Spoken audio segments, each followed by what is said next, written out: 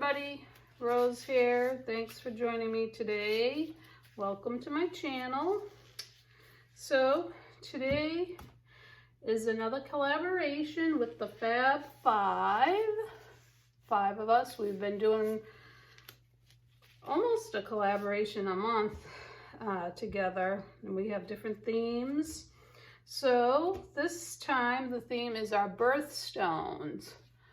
So that's it. Just use a color from your birthstone and anything you want to do. So my birthstone is Ruby, July, and I've been struggling. I've struggled with trying to find the ruby that I had in my mind. So I created this. This is, I don't know if you can see the glitter and shimmer. So it's like two different reds.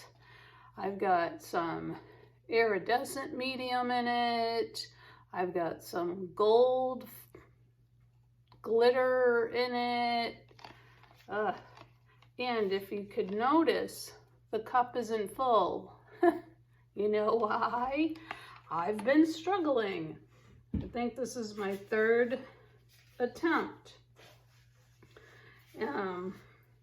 Part of it was I was so hyper focused on the color, I didn't know what I wanted to do.